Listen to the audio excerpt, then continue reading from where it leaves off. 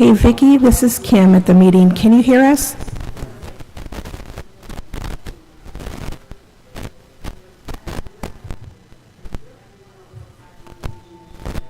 Yes, I can. Can you hear me? Yes. Perfect.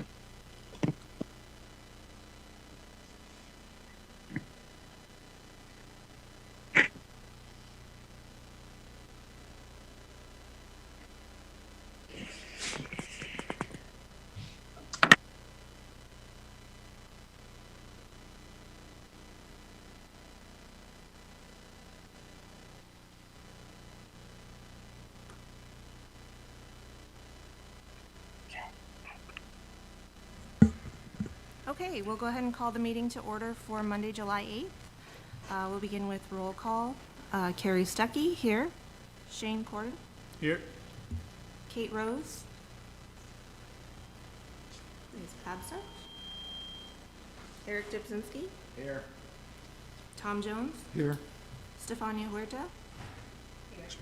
And Vicky Biggs. Here. And then we've got our student representative, Nolan Saltonstall. Here. And our ex officio council member, Eric Marshall. Here. Okay. We'll move on to item 2, approval of the agenda. Were there any questions or comments regarding the agenda today? I move to approve the agenda as written. Okay, all in favor? Aye. Okay. And we'll move on to item 3, approval of the minutes for our regular meeting on June 3rd, 2024. Do we have any questions or comments about the minutes from that meeting? I move to approve the minutes. Second. All in favor? Aye. Okay. Aye. Okay, so then we'll move on to item 4, public comment. Mikhail, there had been some public comments that we'd received. Yeah, so we've received 13 public comments. They are in your packet. I'm just going to read the submittee and the agenda item comment subject. You could read through these, and most of these, I believe, are being shared with City Council as well, so they'll be displayed there as well. The first one is from Rusty Etheridge regarding the angel statue. Then from Charlotte Ginn regarding Oak Harbor Parks Code change. One from Jeffrey Bauer regarding proposed removal of the election requirement for sale and disposition of city park property. One from Teresa Gillespie regarding municipal code section 1.30.10. One from Raymond Carter and Galen Smith regarding public park land removal without public vote. One from Rebecca Collins regarding public votes on use removal of parks. One from Erica Eden regarding Save Oak Harbor's parks. One from Laura Medberry regarding removal of city code requirement 1.30.10 for a public election before selling or disposition of city park property. One from George Bullis regarding public park sale policy. One from Georgia Gardner regarding sale of parks. One from Brett Medberry regarding removing vote of the public to sell park space. One from Ann Bostrom Sullivan regarding election provision, municipal code section 1.30.10. And one from Teresa Addison regarding Hal Ramley Park. And those comments are in your packet for your review. Thank you. Did we have anyone in the audience for public comment today? Okay, let's go ahead and move on then to our discussion items. Item A, windmill update. And we have Brian Jones here to present that. I'm Ryan Wallen. Oh, Brian Wallen. Oh, hi, Brian. I didn't even notice.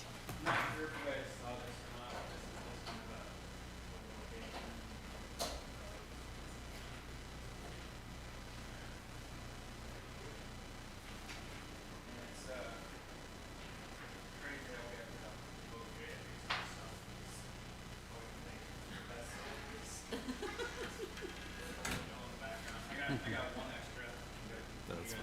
Yeah, well, yeah.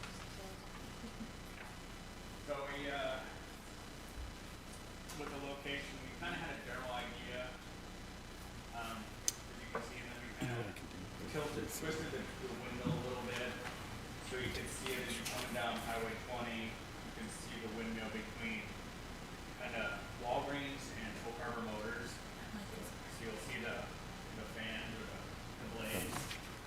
So that seems like that would kind of help. There's some dimensions on there, like where the center one's going to be.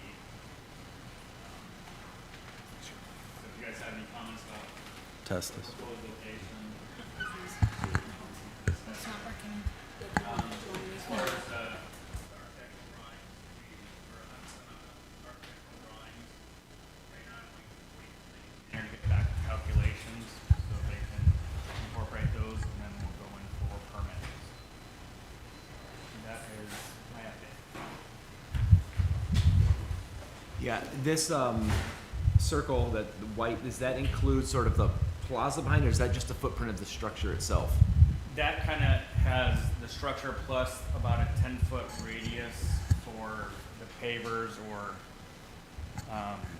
or a concrete sidewalk to get around.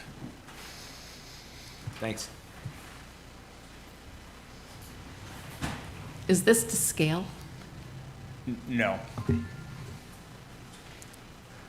I apologize if I missed it, but did you have a timeline for the meeting with the architect and things like that, as far as moving forward with that process? The timelines are tough. It's just trying to get an engineer to he's kind of been ghosting a little bit. You know, I'm busy. This is the prime time, so we've been trying to get these for the last 3 or 4 weeks. It's just hard. Okay. So as soon as we get it, we'll let you guys know. Like I said, we're going to go in for permit as soon as we get those drawings. Okay. Do we have a ballpark? Like, are we talking months or like next year? I would like to get those traded by the end of this month or at the latest August. Okay, okay, great. And how about fundraising? Where are things at with that? That's not my, That's fine. Purview. Okay, that's fine. Thank you. Do we have any other questions or comments? My mic's not working, I apologize. On the fundraising side, Ryan said that they have a letter that he and Steve Schwabe and Councilmember Stuff are going to take around to different businesses to start. They have almost 200,000 raised. Going to start working on the fundraising part of there.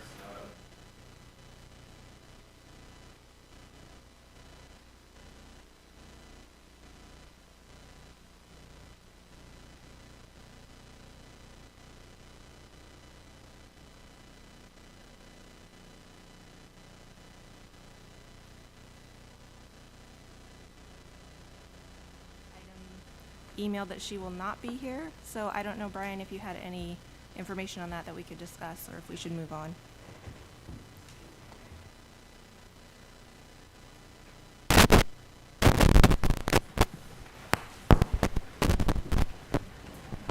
you go.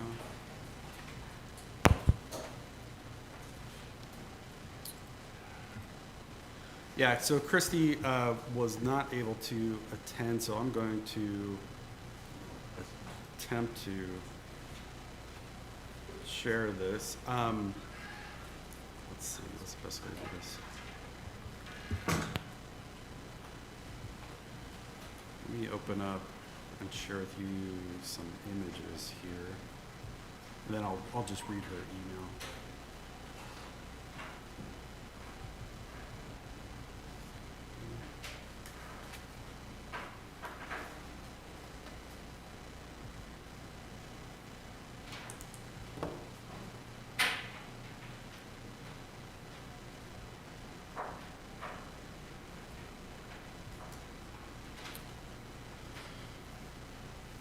All right, so this is from Christy, and she says, I was invited to speak on a community project idea that I would love to be considered. I originally posted on the Whidbey Island Facebook group after seeing other towns across America, Port Angeles included, participating in a rock snake idea, and thought it to be extremely cute and a great way to allow some interaction within the community. I sent this to the executive director, Margaret Livermore, at the town of Oak Harbor, and she loved it, but advised I should talk with Whidbey Island Rocks to inquire if they could help me launch it. I reached out to them, however, I'm being told that their agreement with the town wouldn't allow them to help with the project due to them not being able to monitor it. So they could not help. From here, I then let Margaret know that she provided me with Brian's contact info, who has invited me to present the idea to you all. I've attached a few flyers I found from other towns that participate. I am not sure where the best place would be to start this project, but I assume Windjammer area. It would be a super cute, interactive way for the community to share positivity and creativity. However, I understand there is a concern with vandalism, so I wanted to see what you all thought. I would be happy to start the snake with its head if the project is approved and also monitor it. I would also be very interested in becoming a constant board member for other ideas if there is room. I sincerely love this town and would enjoy nothing more than contributing ideas and help where I'm needed. And once my availability opens up with the new job, I would absolutely love to attend the meetings on a regular basis. Please let me know. This could be a great way to get the community engaged, as well as hopefully become a staple landmark for the town. Thank you so much for your time. I look forward to hearing the feedback. Very respectfully, Christine. And so she just relayed that she had started a new job and was not able to attend because of that. I'll share the pictures that she included here.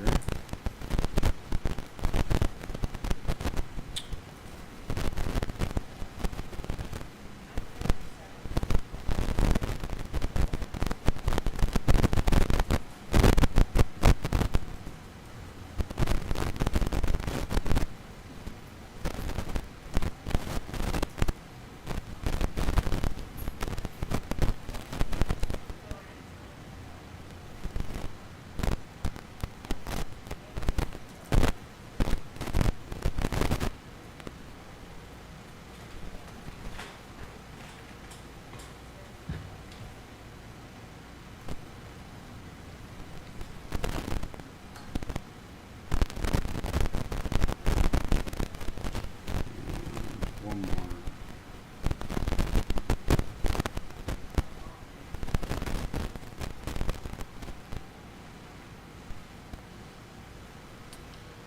So I think you get that idea here is that there's a painted snake head, and then the community can contribute painted rocks to the body of the snake, elongating it. So she had proposed Windjammer's location.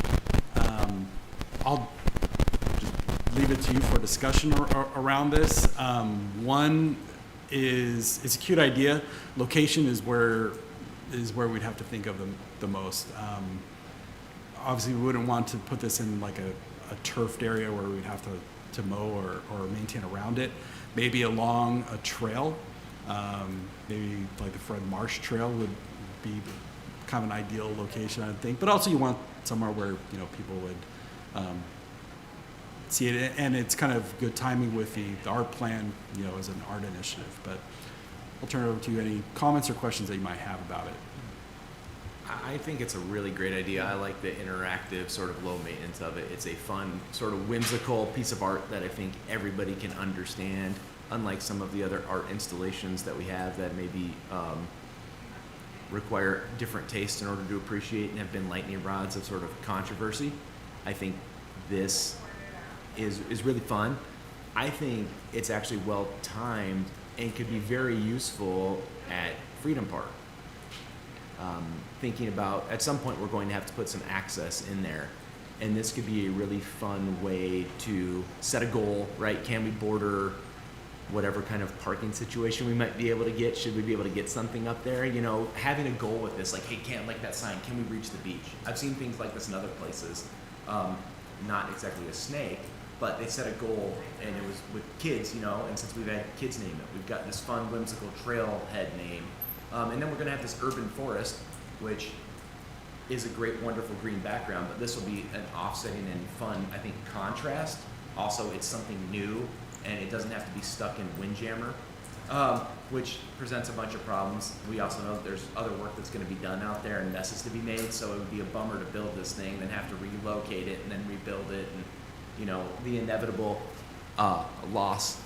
Plus, if somebody puts a lot of passion into a piece of art, I would hate to see them wonder where it's going when it gets hauled off in order for us to bring equipment in to do construction like we just talked about, or some of the other repairs. I think a snake in the forest, but bringing some life into that area makes a lot of sense to me. But no matter where it goes, I think it's a fun idea, and I think it's the kind of interesting, low-key civic engagement that we want. And I think it'd be nothing but positive if we put it in the right spot, so we don't have to make a whole bunch of extra work for ourselves. And they presented a snake here, but I think it probably could be just about anything, a caterpillar, Yeah. worm, whatever. Slippery squirrel. I agree, Eric. I think all of your points are really, really excellent. And I also think that Windjammer could still be a consideration. I'm thinking about all of the areas, especially down where like the Storybook Trail already is, which brings families and children and is very visible. I mean, I'm kind of two minds. One of, lots of visibility could potentially mean more things getting taken away, or maybe not, maybe because a lot of people are there and seeing it. But I have that sort of, my vision is along what's already a Storybook Trail and then continuing on, and yeah. So I think the idea is great.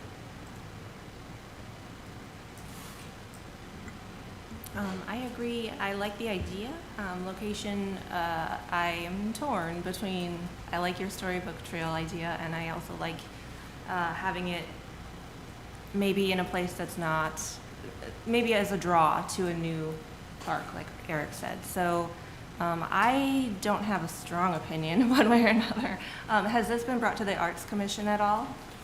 Not yet. They meet later this week, Okay. and we'll run it by them as well. I kind of leaned a little bit toward someplace quite visible to begin with, and then once it becomes popular, then even potentially move it to different places where people have to go to their way to find where's the snake this year, or where's the, I mean, if it became that popular. I don't know if we need to use it as a draw, but I think it might be a little bit challenging in the beginning for it to really take off if people have to go out of their way to find it. I don't know. Again, I'm with you, Carrie, and with Eric. I think wherever we put it would be fun. I'd just like to ask Liz and Brandon, do you guys see any downside? I mean, you'd probably be tasked with maintaining or repairing or replacing. I would imagine so. I think as long as we're purposeful on where we put it, so that it isn't affecting us maintenance-wise, I would think we would want to put it in a space that is relatively frequented, so that people have eyes on it consistently. But no, I don't see any other issues. There's a possibility people vandalize it. We can cross that bridge whenever we get to it. I don't think there's a need to kill a good idea, just with the what ifs. We'll cross that bridge if we get to it. That's my 2 cents.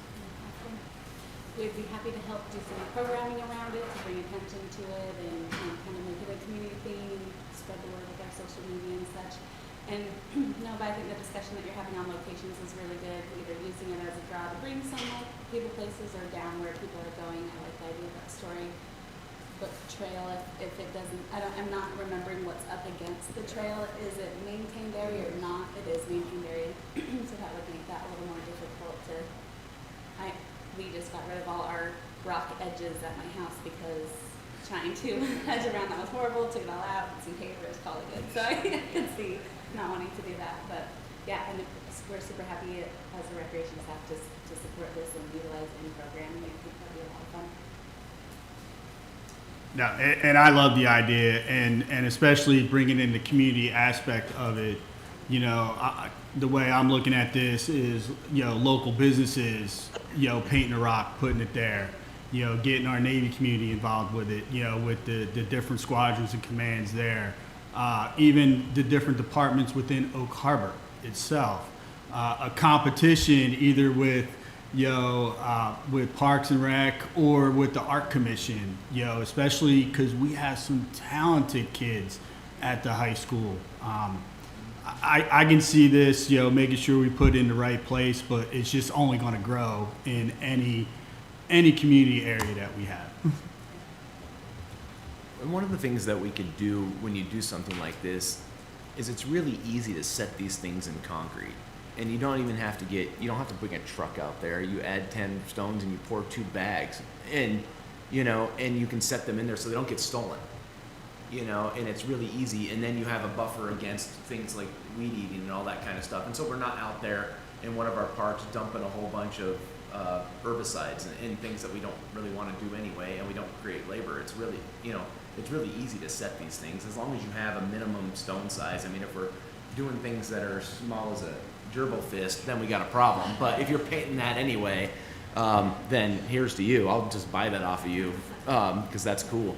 But I think doing something like that will really ease some of that maintenance, and you can make that look nice, and it's really easy. And then we don't have weed intrusion, and it gives us a natural buffer, and it keeps it from getting stolen. Yeah, people could spray paint it, and that's okay.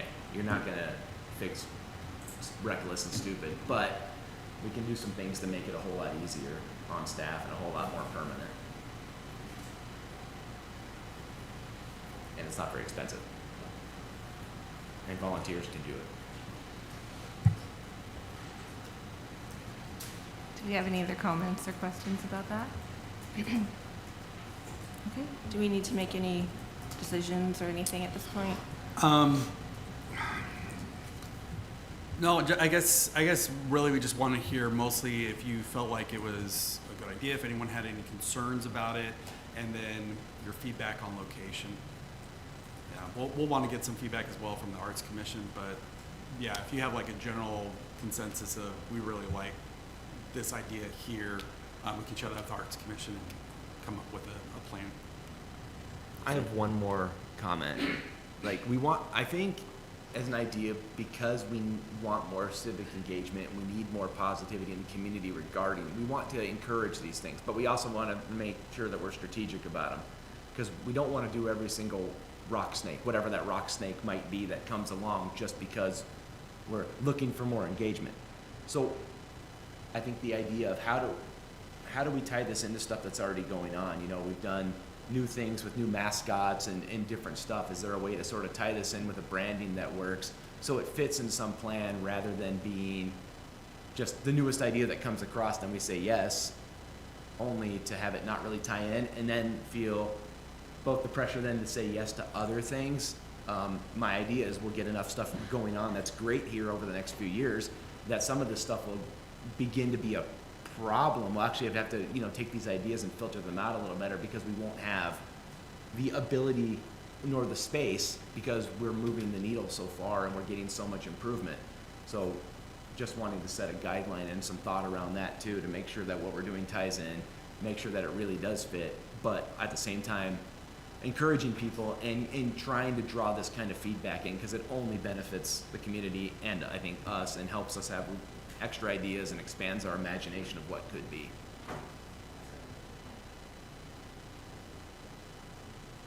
So do we have a consensus about what we think the best location might be?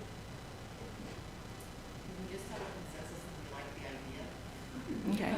Okay, yeah. I think that's where we're at right now, Brian.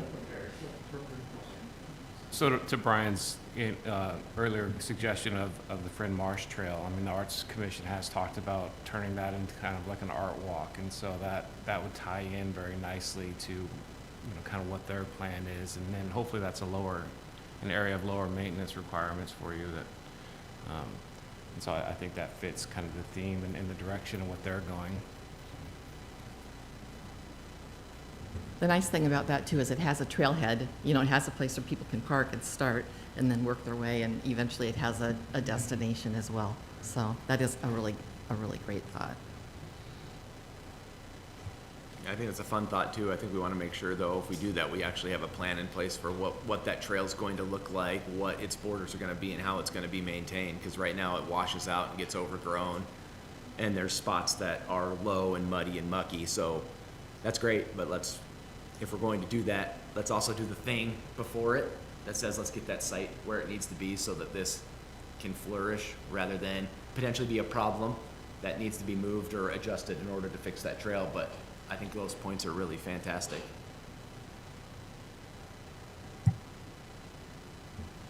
Okay, so at this point, I think our comment is that we are for the idea, we don't know where, though. Any other comments on that? I think we can pass it off to the programmers. This is really a program issue. You know, we concur, it's all positive.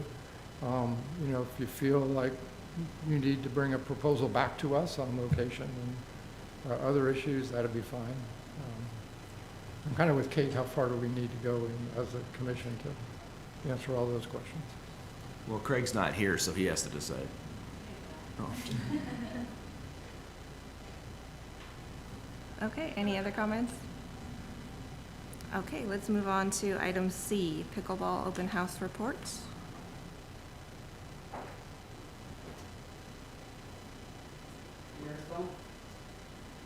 Can you hear us, Don?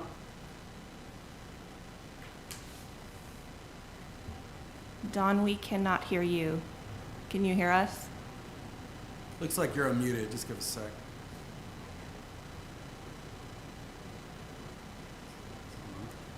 Go try talking and get done.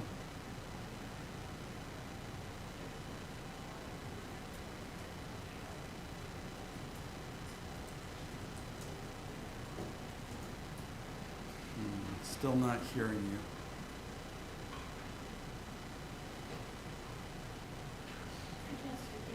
Hey, Vicky, can you hear us? Can you try talking? Hold on. Sorry. Hit Okay. the wrong button. Yes, I can hear you guys just fine. All right, we can hear Vicky all right.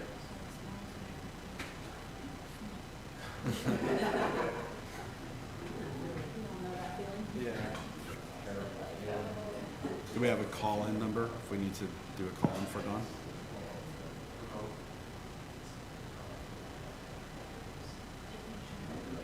Yeah, he's.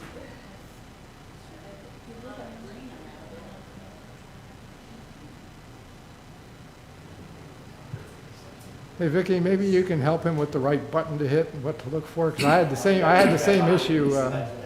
Yeah, I had the same issue last week. With audio, and you can do that by clicking on the little arrow next to the mute. So if he's looking at it and you can see the council in the middle of his screen, if he clicks just below that, it should pop up a bottom area for mute, stopping the video, sharing content, participation, or participants, and more.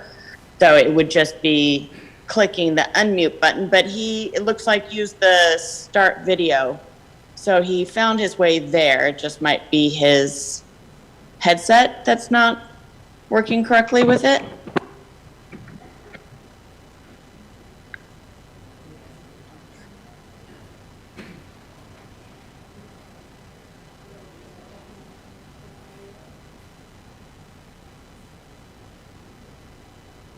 And I can see everything, and it looks like he has his, well, now it looks, now he has both on. I've had it with this computer. I've had it with the computer.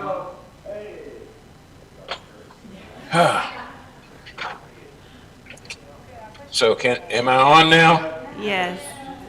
I apologize. I have a computer that I'm about to throw out the window. I apologize for the trouble. Thank you for bearing with me. This has been an ongoing problem. And this is a new platform, so I'm trying to get around it. Anyway, let me get started. I'm Don Campbell with RWD Landscape Architects. I'm the project manager for the Pickleball Complex project with Brian. And I'm going to give you a brief update on our public meeting that took place on June 12th at the Senior Center. I'll take a few minutes, give you the high points, tell you about our schedule, the next steps, and then I'll be available for questions as necessary. So we met with the public June 12th at the senior center, we had approximately 50 attendees, which is really well attended, not necessarily unexpected because of the project being pickleball. And that's a very, as you all know, that's a very interested group, and very active, very interested. And we presented 4 options at Fort Nugent Park, and I believe that Brian has shared those options with you. The takeaways from that meeting, we gave out forms for public input. We allowed folks that didn't attend to contact parks via email and online. And I can tell you that the number one takeaway from that meeting was that they want covered courts with lighting that you could play pickleball year-round. And that's becoming more prevalent anywhere, not just with Oak Harbor. That's any project that we're dealing with these days. And the project that public gave us as the gold standard is the Blackburn Pavilion in Mount Vernon. And if you all are not familiar with it, it might be a good idea to take a look at it. It's 10 courts, and those 10 courts are covered with a clear span structure, metal structure, and have lighting in it. So if we couldn't get covered courts, all of them covered with lighting, then could we at least get some of them covered? And if we can't get them covered, can we at least do lighting? The key was, what do? We can't play during the dark days, and we can't play after hours. Another option that everyone seemed to like was a hitting wall, which is a practice wall. And that way you can practice your strokes and hit the ball without taking up a court. Now, that was pretty much a consensus. There were concerns about parking. And I think we all have concerns about parking at Fort Nugent, particularly if the school district follows through with some of their proposed plans. So that was a concern. Will there be enough spaces? Another one was court divider nets, which is if you have 2 courts side by side, you have about a 4-foot tall net or fence in between the courts. And the consensus was that public would like the courts to be a little bit wider and spaced further apart rather than have a fence that you could run into. Actually, the sort of consensus was everyone would rather run into people than run into a fence. And then perimeter fencing, which we had already planned for, was 8-foot tall perimeter fencing with windscreen, because I think we all know in Oak Harbor the wind blows all the time. So those are basically the takeaways from the public. They liked the options that we provided. They liked the fact that we had space for people between the courts, and there was a picnic area, there was a potential area for a potential small restroom and picnic shelter. But I think the main thing was they wanted to make sure they had the courts that were the correct size and there was space for them to sit and gather and have a lost and found, that kind of stuff. So the next steps that we have and the schedule, we're going with Brian and Parks, we're going to revise the options that we have and include the community input. Say, here's what you asked for, here's what that looks like. And part of that is going to be looking at the costs for covering and lighting some or all of the courts. The budget that we have put together now, and which is based on the Washington RCO grants, we don't think it does not include covering the courts, but we're going to get a price for that. So when we come back in let's say, end of July. By the end of the July, we will have a cost for what covering and lighting the courts will be, and for what the construction cost will be. At least we need everyone to know what that's going to be when we start looking at the budget. We're also looking at options for adding additional parking. And that would be parking that would be north of on the north end of the site.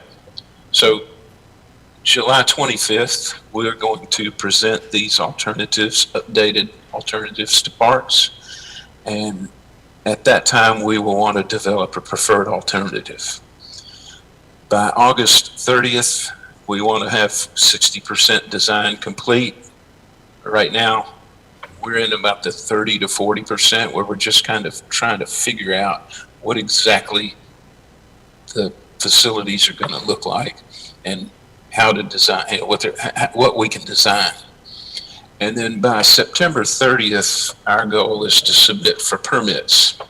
So ultimately, this project, we're submitting for permits to have in the end, to have a construction-ready project for when the money comes. So, Brian, if you don't have anything else to add to that, that's where I am on the update. Any questions or comments from the commission? I have a couple questions. Dawn, thanks first off for all you've done so far, and thanks for this presentation. Appreciate it. Appreciate the details. One of the questions I have is when we're revising to meet some of these community expectations, can we see this in a phased option?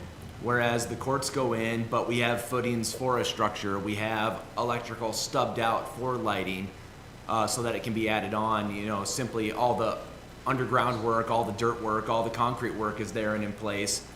But it allows us to phase this in such a way that this project doesn't balloon to become unwieldy, and thus, we lose the chance of doing anything by the virtue of trying to do everything.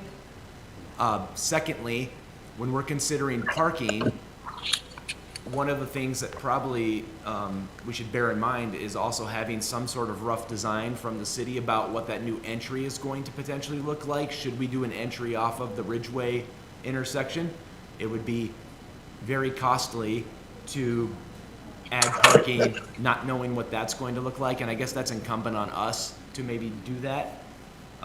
Third, for the city as well, thinking about also looking east and south, where we do have a stand of trees, but that also provides more parking depending on how that entryway would look as another alternative, and a larger parking lot, again, in an additional phase, so we can actually get this amenity in without having to do every other thing around it, what I would call accessories. Parking's already a problem there. Does a zoo become less of a zoo when you add more zoo to it? I don't know, but that's the chaos that we have going on over there, right? It doesn't really matter at this point. I think it'd be getting the amenity in and knowing that we have a future plan in place. And last, my question, I guess, for pickleballing in general, do people want to have more space for balls to run, but is there a concern about rolling ankles on balls going onto other courts? I mean, when I played tennis, that was a big problem, and most of my injuries in that sport when I played competitively were all from balls coming onto my court, not from anything I was doing actually on the court. And so thinking about divider nets versus having more space, and then also knowing we have a higher age demographic that participates in the sport as well, and I would hate to see some of those injuries that could be far more catastrophic for certain age groups than for some younger ones. I'm looking at you especially, Tom. No, I just want to make sure that when we consider that, we're looking at what's safety, and I don't play pickleball currently, so I would defer to those that do, but those injuries can be pretty rough because you're not expecting that type of impact. So I'll let experts speak to that, but just a thought, Don, you're involved in this more, I wanted to bring that up as a concern. Okay, I'll address the first question on phasing.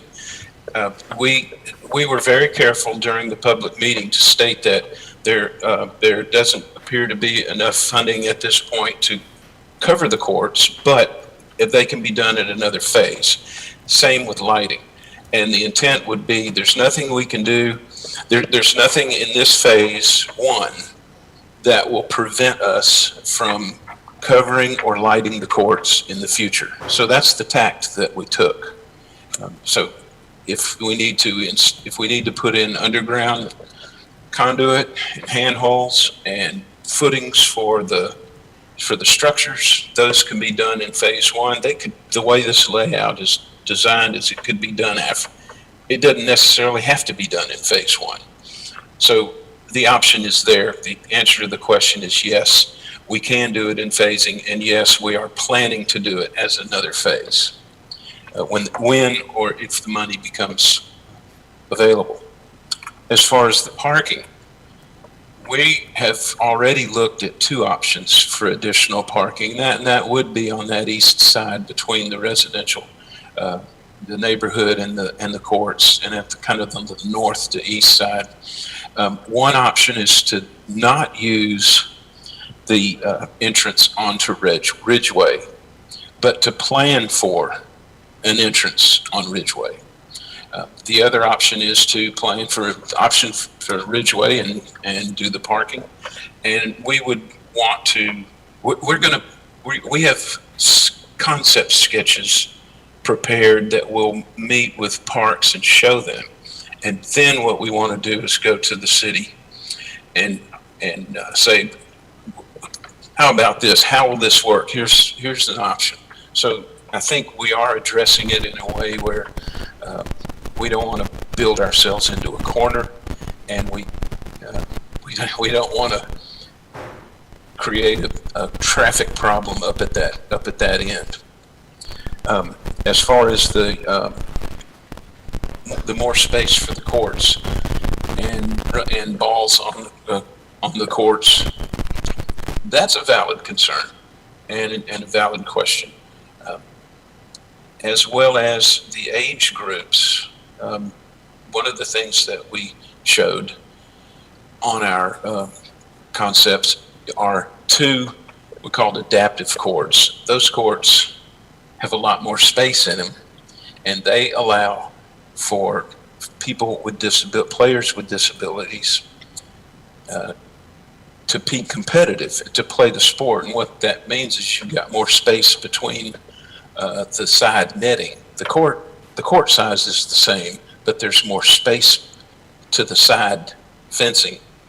And that allows players with disabilities 2 bounces, whereas an able-bodied player only gets 1 bounce. And that becomes important in terms of accessibility. It also becomes important as the user group ages. You'll get to a point where you're probably going to need 2 bounces. And that will accommodate that as moving forward. I think to answer the question about the space between the courts and the center dividing fencing, if we space the courts to where a divider fence could go in or not, then we can answer that question from the public and the user groups at our next meeting. And so it's not something that has to be decided right now. It's something that can go on. It can go up until we start construction. So did those answer your questions? Yeah, Don, thanks. Those are great answers. Appreciate it. Hey, Don, I have a question on the fencing. You're talking about perimeter fencing. I think in all of the options, we had, a set of 2 courts, a set of 2 courts, maybe a set of 4 courts. When you say perimeter fencing, are you talking about around each set of courts or around the total complex? Around each set of courts. Okay, my input to that would be, that players like to watch other players play, and they like to see when they're finishing up their game so they can get ready to play. So there's a benefit to being able to see as many courts as possible from a seating or waiting area. And if you put 8-foot fencing around each set of courts, you can't see what's happening in all the courts without sitting at a specific set. Does that make sense? That's a fair statement. I think what we've tried to do is on the windward side, we would put screening up, completely screened up. The other side, would not be, on the other sides, we would not have screening. So yeah, you still would be looking through the fencing, but we have we've developed a central area to where if you're waiting on your courts, you're in an area where you can see, you're in between all the courts, you can see everything that's going on. But yes, you will have to look through the fencing. And the reason why is Fort Nugent, the site at Fort Nugent is sloping uphill. So we can't put all of the courts on one plane.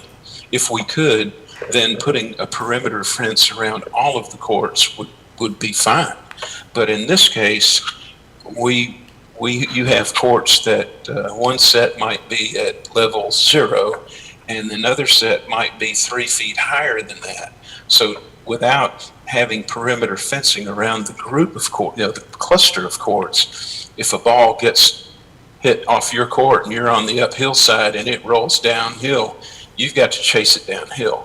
And that's what we need to prevent. So I think the value judgment on that would be, we would rather keep the balls in the courts than have to chase them down the hill and then onto another court. Yeah, I fully agree. I didn't mean to take the fencing away. I just meant 4-foot fencing as interior fencing, 8-foot fencing as a complex exterior. But you answered my question. Even if it is 8 foot, as long as you can visually see into the courts, that answers my question. Absolutely, yes, sir. Thank you. I think also to Eric's point, which is an excellent one regardless of age, because I've certainly seen some kiddos get hurt on the pickleball court. But I am certain that there's data on that. Given the popularity of the sport, I'm sure there's a sports medicine journal or something else that has created data around injuries on the pickleball courts. But I think it's a valid point for sure, except for the ageist comment.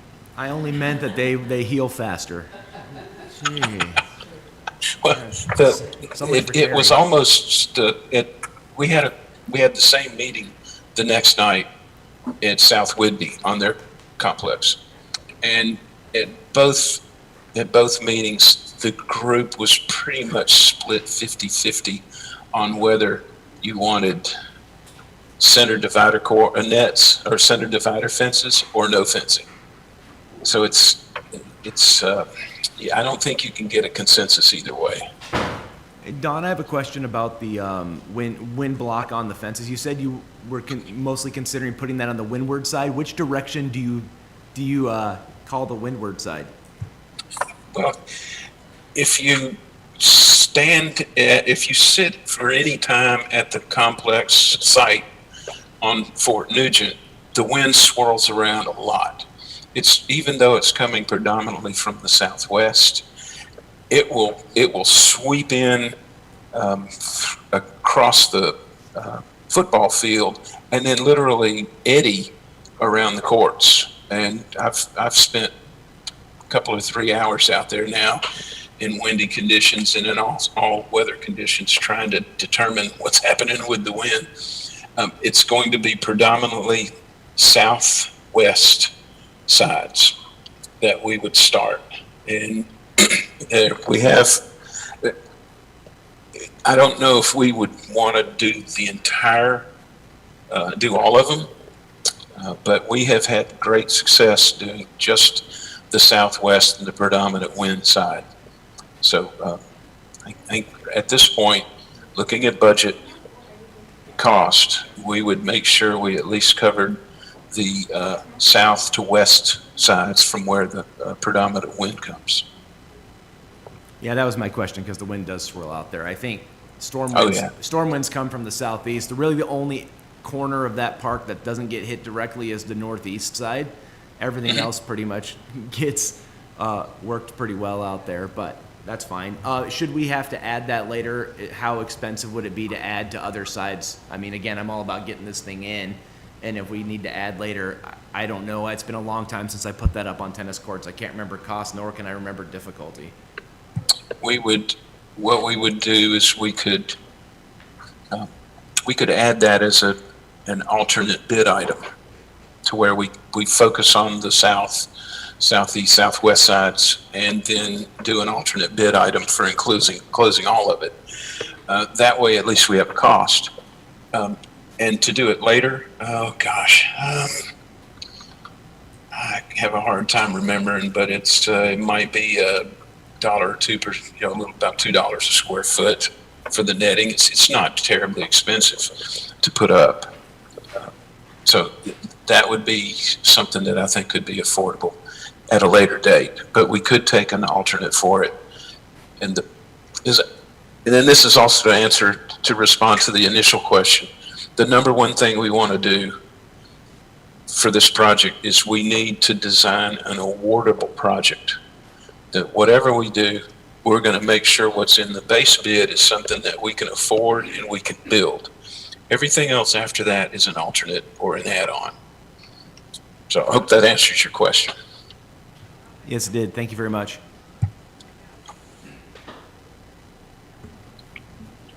Did we have any other questions or comments on that? All right. Thank you so much, John, for that presentation and all your work. Thank you. Sorry for the trouble at the beginning, but thank you for the opportunity to speak with you. Thank you. Okay, let's go ahead and move on to item D, program performance budget. Okay, so we've had some discussion within the committees just around budget, capital projects, talked a little bit about program performance budget that the city is creating this year. And we made a few tweaks to those just based off of outcomes versus outputs. And so how finance wanted us to change these a little bit is they're looking for outcome measures rather than output measures. So an output measure versus an outcome.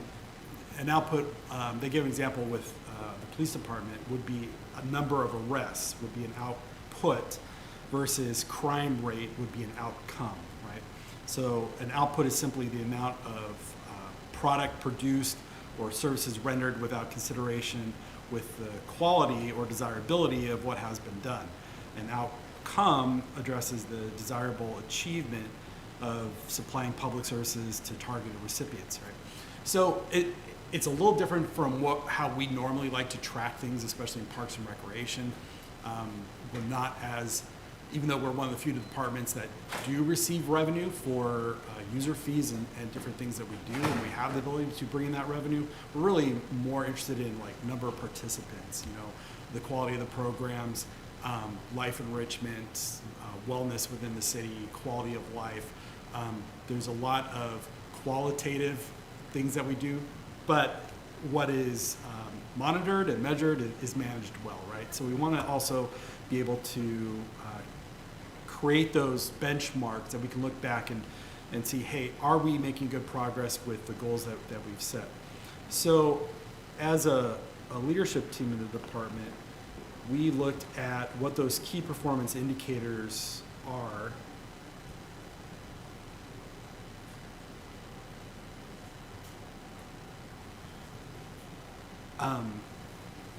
And how the department's services are structured, right? Do you have, is this the Bible?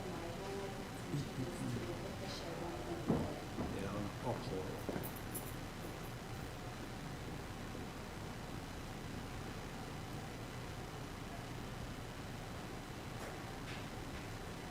Let me make sure I got the most updated one here. And I'll look through it. If there's differences from what we sent you in the packet, I'll send an updated one.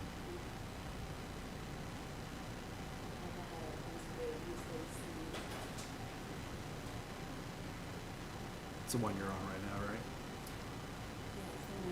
Yep.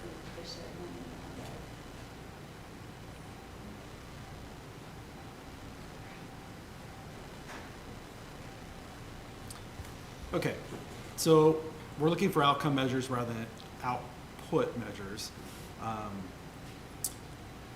So the programs that we set as the umbrella areas for services and within the department are recreational programs, facility rentals and leases, events that are hosted by the Parks and Recreation Department, creative arts, which is a separate fund, parks maintenance and usage, and the marina, which is also a separate fund from the general fund. So those outcome driven KPIs for the recreation programs, let me make this a little bigger so it's- you guys read that all right now? Would be things like total program registrations and community partnerships, those services that we're providing there, senior adult youth programs, art classes, fitness, athletic classes, educational programs, as well as some partnered services. So these are things that aren't necessarily run by the city, but we either provide the service for a separate agency, we provide a space for that agency, or we are doing other activities in support of them. So ARP, the passports we provide at the center, different park services in support of projects from other enterprise departments, different things like that. Facility rentals and leases, those outcome driven KPIs would be our revenues from those facility rentals, number of rentals that we have, special event permits that are issued, league participation or field usage, and you can see those type of services that are reflected in that. Events, KPIs, the key performance indicators would be event revenue, attendance at events, community partnership, and organizations that are supported within those. We do a number of special events right now with Liz and her team in the recreation department that host those at the center.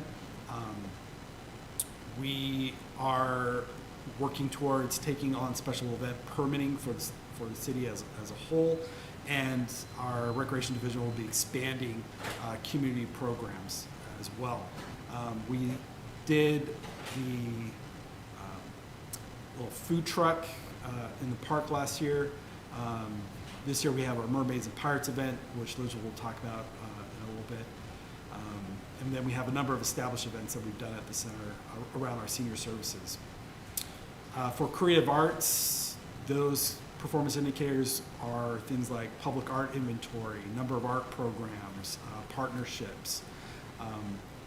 Those services are placemaking of and placement of public art, the programs, event supports we do, maintenance of art, and partnerships with other art agencies around the community. For parks, those key performance indicators are things like the acres of parkland per 1,000 residents, which is a standard parkland per capita, number of playgrounds inspected, vandalism, both response and costs, new trees planted, total urban canopy, which are some metrics we're really interested in monitoring with the forestry management plan that's being developed, as well as the grant, implementation grant over the next 5 years. And so some of those services and programs that we look within that are agronomics, playground maintenance, irrigation maintenance, vandalism, facility maintenance, park field safety, pathway trail maintenance, art maintenance as well. A6 maintenance at Gateway Park is a little bit different. That's with a special agreement that we have with them, which we'll talk about a little bit. And then Arbus Forestry also within that. While that's supported by a grant, that's something that we'll want to obviously maintain in a perpetuity, and we'll continue to look at ways to support that. And then lastly, the marina revenue with occupancy and moorage, as well as our storage, events and programs that they do out there as well. So these are the main program areas. We will be building the budget around these key areas. We also have later this week, we'll be going over the capital projects the department has put together. I'll just share the Parks and Recreation ones. I won't go over the marina ones, but if you have I think we included those in the packet though, so you can take a look at those. So pickleball courts, right now we have that budgeted for 1.378 million. We do have about 1.6 million in grants that we're going after this year. That's without any contribution from the city. So hopefully, if we're able to secure those grants as well as some community donations, even on top of that, and the city kicking in a little bit just to put that cherry on maybe for some of those amenities that were requested through those open houses, we'll have a pretty substantial budget to put really nice facilities in, getting closer to upwards of $2 million. Smith Park improvements, so we've already done some work on this one, about a $61,000 project. We've already seen a lot of the sign, the gazebo fences, the National Wise Gardens. We'd like to continue to improve the pathway, some safety lighting, make the gazebo a little better for rental, and then make the park a little more of a historical landmark type park. We might change what amenities are in there, but we want to keep it as the premier, more naturalized historic park. Our Parks and Recreation Open Space Master Plan, that's RFP that we are currently working on putting together. We'll probably have a discussion with council next month about that. Athletic field renovations. Right now, we have most of our funding for this. This was unfunded when I came in. It's being funds transferred from either the Windjammer Park improvements or some refunding for it as well. We'll be looking at several grants to do additional projects next year with this, to look at like especially the softball fields, the football fields. Soccer fields are still, we still need to figure out some sort of facility improvements agreement with the school district and kind of see what their capital plans are in the future for that. We have a number of maintenance equipment really to bring the standard of our playing fields as well as our public park spaces up. We get a lot of comments of why don't you guys maintain the parks? And what they're really asking is not why are you guys not mowing the parks or doing those basic, preventive maintenance that our parks crew do very well. What they're really asking is, why do these parks look tired? Why do we have old equipment from the early 80s? How do we make these more attractive and for the community? So that equipment will help with that. Security cameras, vandalism continues to be quite a bit of an issue for us in the department. We've also had open threats about vandalism of art pieces and different things. We're working on improvements to the skate park. If we do put in the resources to not only beautify that, but put in a little bit of an artistic feature to it, we want to make sure that that's maintained well. The skate park's kind of tucked away behind, a little hidden from the main street area out of view, and so we just want to make sure we have eyes on that. But this first project starts with Fort Nugent Park, which is where we see the most cost of the vandalism that we're seeing. 7th Avenue Wetland Trails Feasibility Study. So this is quite a large parcel of public land. A lot of it is wetlands. So this was a project that was earmarked in before I came in and has sort of been on hold waiting for someone to head it up. So we'll start that project next year with feasibility study looking at that land and public uses for it. Catalina Park improvements next to the marina. It's again, like many of our parks, kind of an older, tired park. We want to put in something that will attract the general public down to the marina and get them a little more involved and see all the other offerings that the marina provides to the public. So we're looking at improvements there, and one of the main improvements is to put in a mini golf course. A little bit of fun for the city. Ridge Haven, as well as, where's the other one? Sumner Park, are two parks that we'll be focusing on for overhauls, upgrade and replacement of the playground equipment, Ridgehaven has already had the playground equipment ripped out because it was unsafe. And then just really beautifying and making those parks attractive for the communities around them. The Flintstone Pier, we've done some inspections of the pier. They'll be fine for the hydros over the next couple of years, but we do need to start looking at replacing them. Similar to some of our infrastructure out at the marina, they have about 5, maybe 6 years of life left before we're going to start having structural failures there.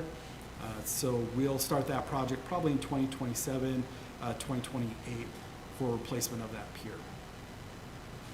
Our urban forestry management plan, which we took to council just to give them an update on the RFP that will be going out for that, and that will happen later this year and into next year. This also includes all the implementation from the grant funds that we received, $1.68 million, and our arborist team that is heading that up. We have Bob Bailey, who's our city arborist. We just hired on an arborist apprentice, and we have our 2 interns now hired on for our arborist team. So that completes out that team to start those projects. Volunteer skate park renovation, which I mentioned, that's something that the Art Commission is working on planning around. We're going to go after some funding for that. The Art Commission identified a couple different grants, possibilities and opportunities that we could do with that. We might move this up from 2027 depending on availability of funding and as the planning moves forward with the Art Commission, which they're actually actively working on. Park plan implementation. So this is the old Harbor Heights project. It's still on hold. This needs to be a discussion with council on what we wanted to do with that going forward as far as a regional sports park is and how we address the need for expansion or replacement of fields if the school district were to build at Fort Nugent Park. That's really the intent of these funds. A lot of these numbers are really just placeholders. We got a few preliminary engineering cost estimates for the project, but this is one that we need to look at. Funding, continue to have a discussion with city leadership and council on a direction to go, and we're actively working on alternative options. The center generator. The center is a reunification site and also a location that in the event of a community catastrophe, Red Cross would set up for their functions there. And the center also acts as a relief center. Is that the right term, Liz? Cooling center, yeah.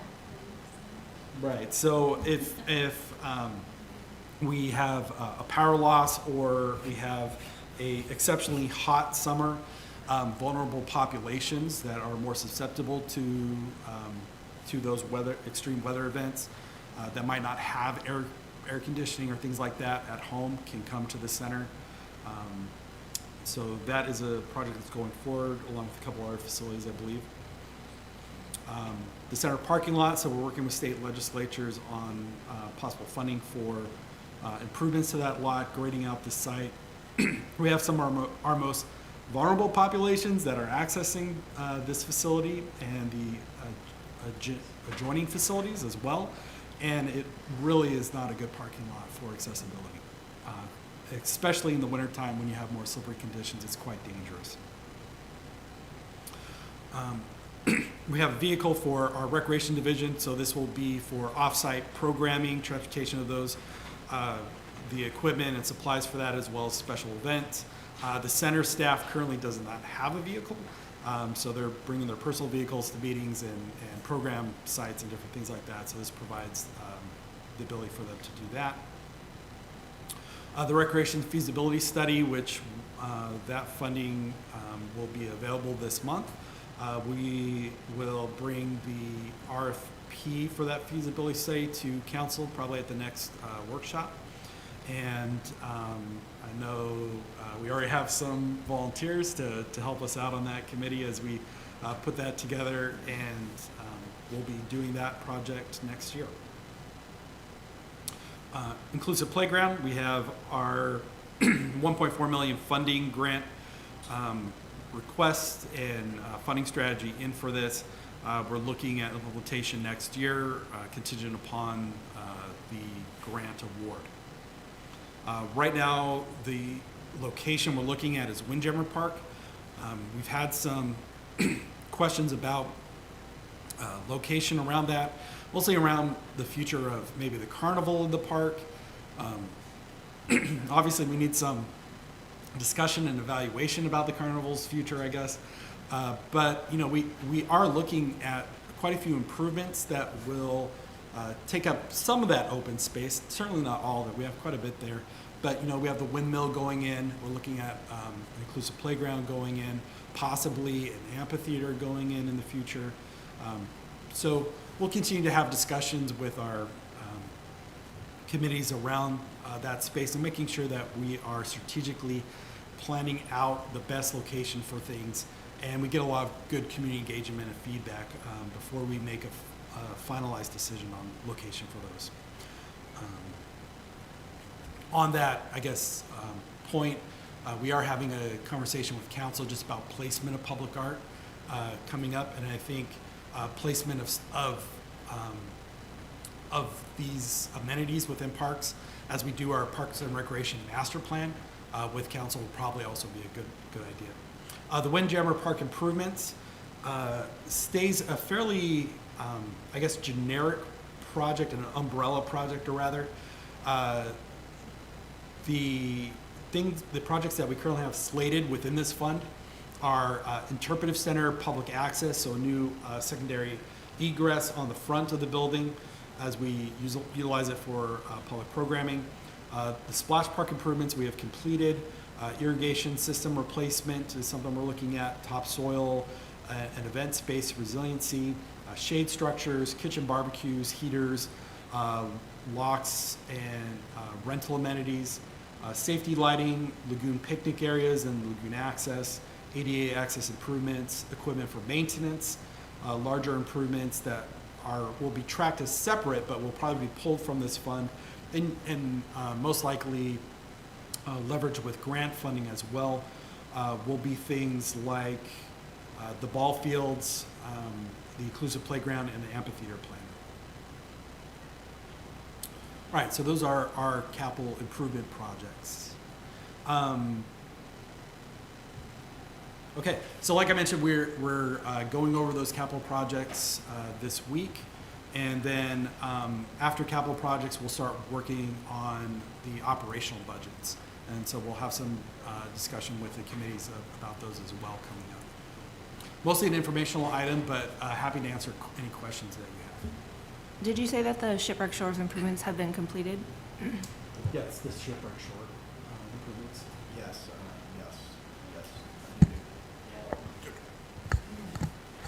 Yes, Shipwreck Shore has been done. I need to go down there and check. I got a text this morning about some water, so I need to go down there and look at that. But yes, everything's all in and up and running so far. Yep. Okay, great. Thank you.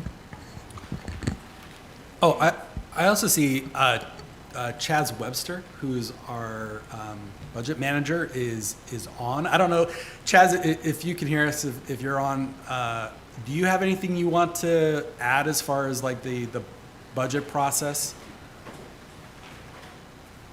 No, I don't have anything in particular. Can you hear me? Yep. Okay, you did a great job. So I followed very well. Thank you for sharing that information. But yep, I don't have anything more to add. Okay. I have a question. Mention that. I know we weren't talking about the marina, but I just did some rough math, and it's like 6-year plan. It's like almost 40 million, I think, when you look at all of it, and that's like 4 to 5 times more than all the other stuff combined. Obviously, it's a lot of infrastructure. What is the overall, and then maybe this is a question that the city council members can ask, but trying to understand the vision for that type of investment. What's the vision around the marina long-term for ROI, for community engagement, all of that stuff. Just looking at all of the needs and then looking at the dollars and knowing it needs it, but trying to have a better understanding because we also have a lot of other needs in the other places as well. Yeah. So we're working with council to have a special workshop with them around all that discussion. What makes it such a complicated issue is that we're dealing with kind of 4 major projects all at one time. It really is, the can's been kind of kicked down the road, and now we're at the end of the asphalt, and there's nowhere further to kick any cans.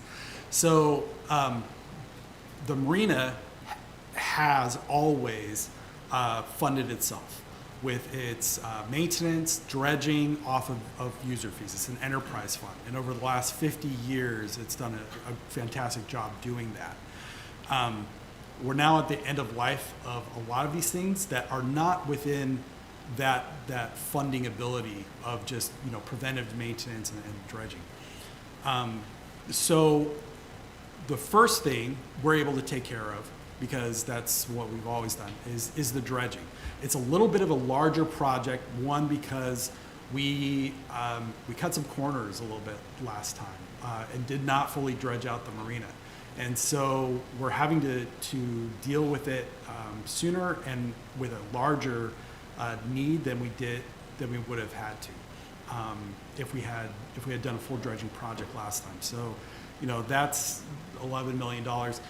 We have some support from the county. We have a dredging fee fund that the marina's been building up. We also are able to go after bonding to do that dredging. Dredging is not what I'm worried about. We can get that done. The problem is the other 3. So one of those is the channel, right? So the channel to the harbor slowly been silting in. It has not been dredged since the Navy dredged it. And we have longer with that than some of the other issues, but eventually that is going to need to be addressed. It doesn't have to get addressed right now with everything else, but we need to keep working on a strategy for how do we do that.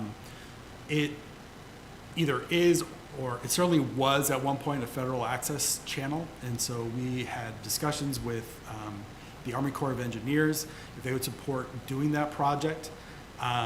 They gave us a flat no with that. They really identify the needed projects based off of economic need, and a recreational need is just not something that's on their radar. So we need to find a good partner. It's really good. The city's not going to be able to do it. It's really going to have to come from support, probably from legislature, either out of funding, a state level, county, a mix of all those. So we're trying to find what is the right way to address that, because there's no point in dredging a marina, you know, renovating a marina if we can't get to it, right? The other one is our breakwater. That's probably the most urgent. So the breakwater is well past its life. It has probably about another 6 years before we're going to start seeing major failures of it. We're already starting to see failures of it. We had a panel ripped off this last year in a storm event. We had some docks that the couplings broke. The breakwater and the marina renovation, which is the 4th one, those things need to be addressed, but they are projects that are too big and outside of our operational budget, right? So I don't know what the funding source for those are going to be. Again, we're looking at different strategies, maybe something like a port district or a joint port district. Like I said, we're going to be having a workshop with council to talk about different options about that. Yeah, and I think my concern comes from, like, just what you said. You highlighted the history of this. Thing's basically become derelict at this point. You know, we've lost things like Race Week because of the state of it. I mean, there are other factors as well, but not some of it. So suppose the Hail Mary comes in, we get all these bonds and grants and help from legislature and all this stuff, and we get all these things done. what's to prevent the same cycle from happening again? And I guess that's my concern, is what's the greater vision around the marina as part of the city's sort of landscape, texture, and culture? Or is it simply just a nice thing to have, and we've always had it, so we're going to continue to do it? I guess that's what I'm trying to figure out, because I think it is really great, but it's only great if it actually fits into something that's actually going to be funded, so it's managed well, so that we don't get to this place where the can has been kicked so far down the road, right? There's not a road anymore. And I think it's a big dollar item, and a big dollar item needs a matching vision and support to it. And we have other things that are coming up, you know, regional sports complex, some of these other things, just in general what the city needs for growth and health. And that's where my concern comes from, is, and I know I'm on the outside looking and asking that, but it's a lot of dollars. The other stuff, you know, I understand better because I understand the vision, but lack of familiarity and seeing big money and seeing the state of it and knowing the history, I have a lot of concerns. Yeah, so I'd recommend, you know, attending the workshop when we get that set. You know, the marina, like any other facility, requires ongoing maintenance. You know, there isn't okay, let's have an expenditure and then we're done with it, right? There's always going to be ongoing costs. We're just at a point where we have to address some larger things, and then that paves the road for, you know, into the future, all of our futures anyway, at that point. And then we're back to just regular maintenance. And I'd just say that, you know, it's going to be a discussion around, okay, what's the value of the marina to the community? And it does provide a lot of economic value to the community, not just in those that utilize the marina for, you know, recreation, that own a boat, but the support of special events that we have, like the hydros, you know, all the events and facility rentals and public activities that happen around the yacht club, youth sailing, different programs like that with local schools, the conservation projects that the marina does, like our salmon rearing program, different things like that.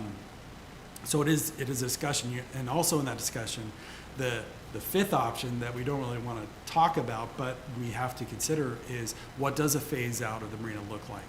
That is not you know what, this is too expensive, let's walk away. It's just as expensive to walk away, to remove the marina. Or if we were to do a phase out of, you know what, let's not worry about all this. We'll just slowly accept smaller and smaller boats until, you know, no boats can come in. All those have a cost to it, right? Well, and I guess I'm asking the questions because I think it is vital. I think it is critically important. I think it does provide a very interesting contour and texture to the city. I think it helps do something with the water here, since we have so much of it. It's like the only thing actually that's really taking advantage of that well. And I think it needs to be resourced and planned really well and tied in to the, you know, even more so to the thriving economic downtown sector. And I want to see that all happen. And I think we have the right people on council to make that happen. I just want to make sure that we do it and we don't, you know, that we actually do it and take the attention to it, so we really get it done rather than just react on the sense of urgency. Yeah. That's all. I think it's a fantastic plan. And I think there's a trap we need to avoid. You know, I think it's easy to talk about these projects and see, oh, you know, we're talking about millions of dollars, and you get to the point and you're like, kind of throw your hands up in the air, or your eyes start glazing over when you talk about it, right? And I think that's not the frame that we need to look at it in. One is, we have 50 years of success with this marina and all of the things that it's brought to the community, you know, and the harbor here. Not only should we celebrate that, which we definitely should in September, we're going to celebrate the marina's 50-year birthday, but also look at, there are options in going forward, right? They're just very, very big decisions. And so we need to think about them very carefully and make sure that we have the community understand the vision of how we're going to move forward and that everyone's on board with it. But, you know, it's not really something that I despair about. It's just, those are big swallows. Okay, let's figure out how we strategically go forward.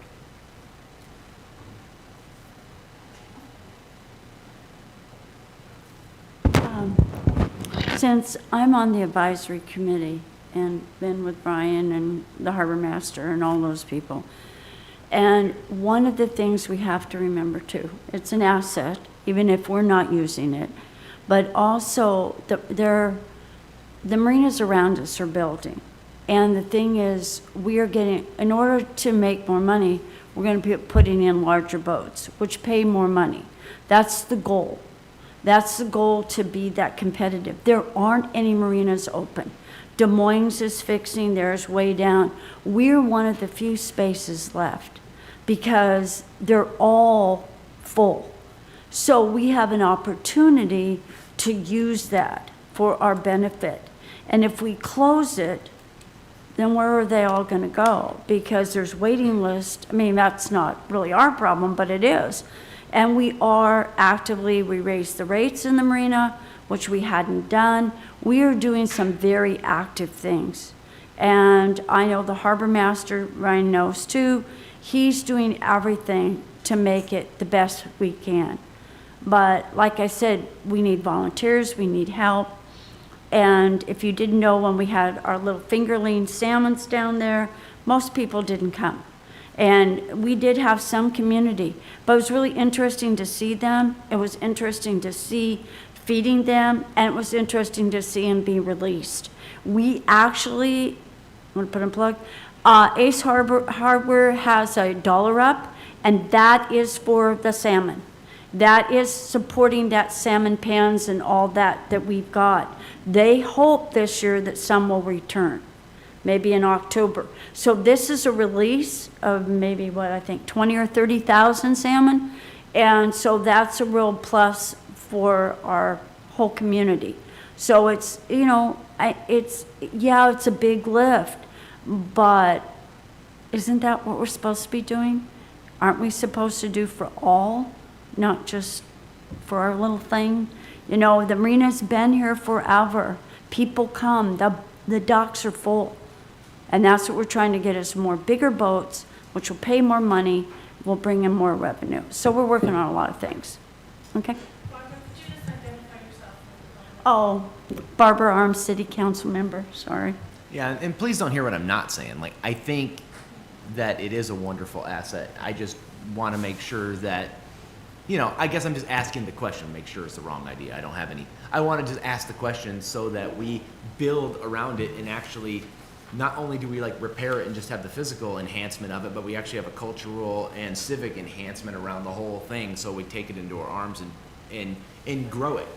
You know, not just grow it to meet standard and meet code, but actually just grow it in a way that we take advantage of the beautiful thing. Because people will talk about that all the time. We're a waterfront town and we don't feel like we have anything on the waterfront. Well, we do. It's really cool. And it's there. And let's make it not feel like it's sitting over there on the seaplane base, but it's actually part of the downtown, you know. So that's where I'm excited about it. I just want to be more excited about it, you know, with that greater vision. Eric, I just want to say how much I appreciate you bringing up those questions. Because I think on behalf of any of the public that is listening now or has the opportunity to listen to the recording later, I think it's really valuable to have somebody sitting on this board that's willing to ask those questions. I also think that it sets the foundation for the conversation when the projects get started, that now we have that conversation and that message and that positive reason to be doing things that we're doing, and a basis for the city communicators to start the message. So I just want to express my appreciation for you doing that. All right, any further comments or questions about that? All right, let's move on to item E, which is Gateway Park Memorandum of Understanding.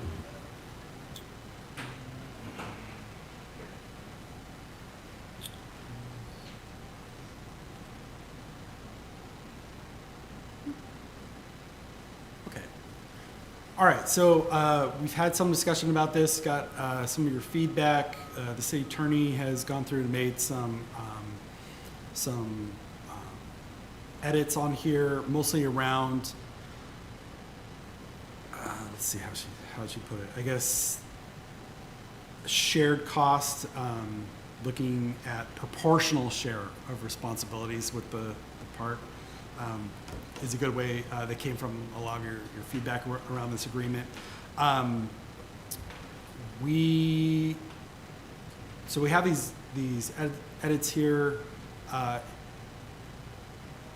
I guess just looking for any further discussion around it. As far as the schedule, we have completed the repairs to the A6. Those supplies will be invoiced to the department, to the city. We are meeting with the group of the Navy, the museum, the Interceptor Association, all the stakeholders really around the maintenance project, which is really just power washing and cleaning of the jets. And then we'll be doing a follow-up protective coating on the jets after that project. I don't know if we have a time schedule for that one. No, sometime after we get the cleaning scheduled. We'll probably have some preliminary discussion on beautification of the site, or maybe some improvements to it. We've had some discussions in our committee meetings about that.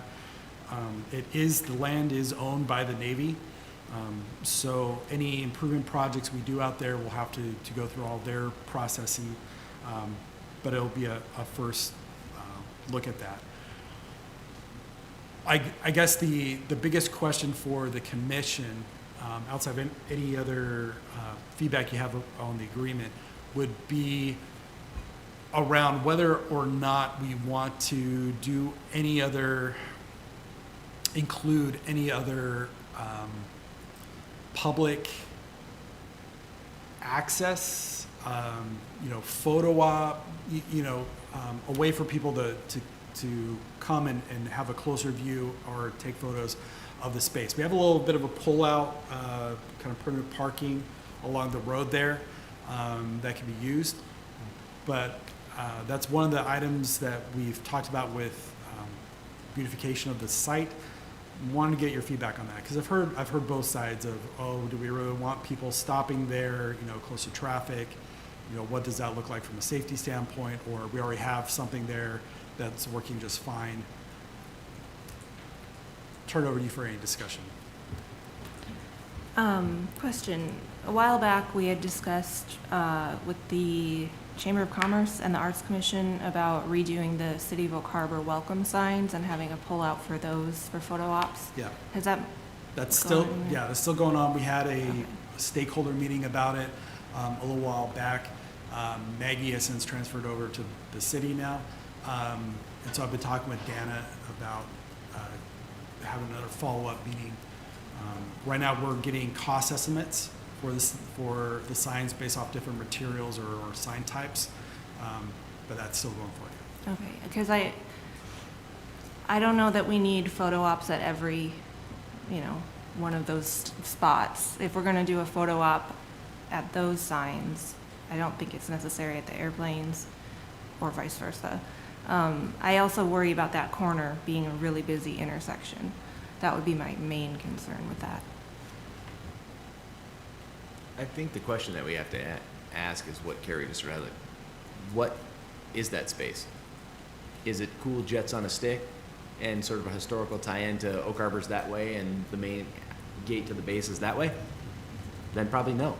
We don't need photo opportunities and pullouts. If it's a welcome to Oak Harbor and this is part of the heritage that we want to draw you into and it's something really interesting and unique about this community, then yeah, I think we do need pullouts and we need ways for people to engage with it on a deeper, more meaningful level than a drive-by out the window or a dangerous attempt to cross the street during tourist season or be on the side and not park very well and cause problems.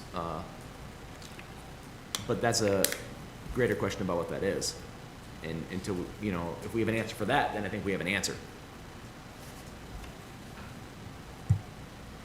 So over the past 15 years, almost 20 years now, I've been in marketing, and I've been asked numerous times to take pictures of those planes for, it's iconic to our area. It is something that's unique in those planes. And really, to get the best photo of that, you have to be on the other side of the highway. And then I don't know where we have the space on I guess that'd be the east side of the highway, right? to be able to take that picture. And it is treacherous to get across there, and there's a lot of cars, but I think it is iconic, it is unique to our community, and does make for a very cool photo op. It's been used, quite a bit in marketing over the last 20 years that I've done, and so, but I don't know how we facilitate that with the space that's available. But if it is possible, I personally like to see it done. I think it's very cool. I mean, I agree with you on that. I think where we currently have the sign on the north end of town is a terrible spot for it. You look around at that sign, and do you really want any of that in your background? You're thanking the Google gods and that you can cut all the background out on those pictures there, frankly. I think it is unique, but like you said, the way that the Jets are positioned, it's the other side of the highway that's the best shot. Now, it's possible that there's a better shot further up, if we had more space around that area that the Navy granted for it, but we don't. And yeah, like I said, I don't know, but I do think it's a much better entrance, and it's much more welcoming than what we currently have in the place that we currently have. And I think it would be a much more positive outlook for people and their impression of what the city is, rather than what the backdrop currently is for that north end sign.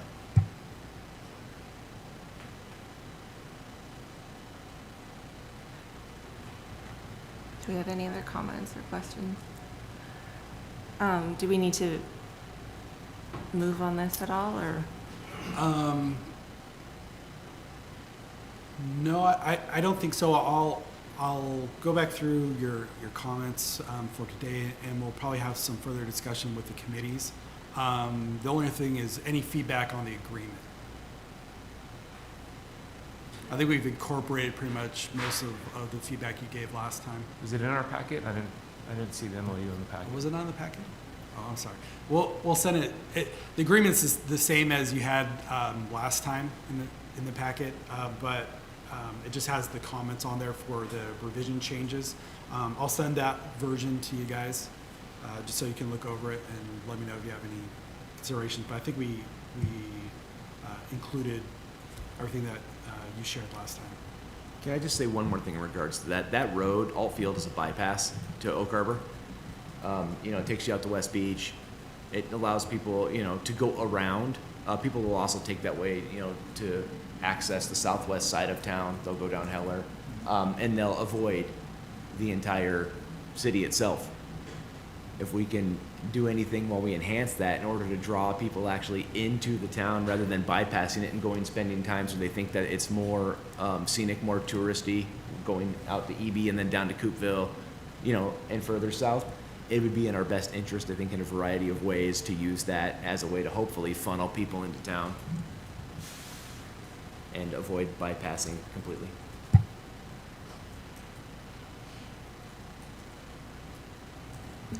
Any other comments or questions? All right, let's move on to item F, Fort Nugent Park, expanded parking and lighting. Carrie, I'd probably recommend, why don't we push the last two items? Because we're still working on some numbers around those. Okay. And probably need to have a little more discussion with the committees before we bring it back to the commission. So item F and G? Yeah. Okay. Okay. With that, then we would move on to subcommittee updates. Do you guys want to start event space athletics facilities? I guess I will share just on item G. We are looking at August, I think, 1st and 2nd for Eric McCabe to come to the site visit. So to put that on your calendars, if you're available, and we'll be walking the site together and doing some of the preliminary work for the trail design. Then that's all I really have to share on that item. Okay, thank you. All right, subcommittee updates. All right. For our subcommittee, I think we spent time talking a little bit just about how funds are used, REIT 2, that kind of thing. We had a short conversation about some of the capital projects that you saw in the packet, and that pretty much answered that. We spent a big chunk of time actually talking about Carnival and Carnival location, which is a much different conversation today than it was then for those reasons. And I don't know if we want to open that can of worms too much, but essentially we weren't able to put the Carnival in Windjammer due to depth of sprinkler systems won't handle the load and the weight on it. The sprinkler pipes just weren't buried deep enough to be able to handle the weight. We talked about the solution for that kind of irrigation stuff and where those funds would come from, which would be from the affluent water project. I think we had some ARPA funding for that. We again talked a little bit about Gateway Park, which we just covered. Again, Fort Nugent Park parking, talked about that. We just kind of covered some of that discussion with Dawn. And then we had a small discussion about Northeast 7th and bringing that back into our scope and view as far as activating that unused parkland for something. And that was essentially the scope of our conversation. A lot of the questions around the carnival were, what's our vision for festivals? We don't have a festival ground in a sense, so what do we want to do? What makes the most sense both economically? What should the city involvement be in any of these things? Again, all different questions now after some of the events that took place over this holiday time, but still all very important because that's not the only type of festival that we could have or host. In fact, there's a lot of other things that we could do, and those are long-term conversations that need answers, I think, to help, again, improve the fabric and texture of what we do and what we offer in Oak Harbor. Is there anything else I missed, Tom? Jane? No, we did mention the field trip to Centralia. So, and you were talking about mid-August as a potential. Yeah, and we're also scheduling that meeting with the chamber to talk about event space.